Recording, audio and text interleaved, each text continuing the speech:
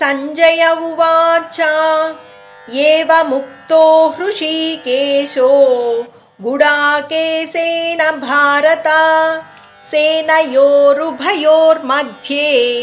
స్థాపయిత్వా రథోత్తమం భీష్మద్రోణ ప్రముఖతః సర్వేషాం చ మహీక్షితాం ఉవాచ పార్థ పశ్యైతాన్ సమవేతాన్ కురూనితి.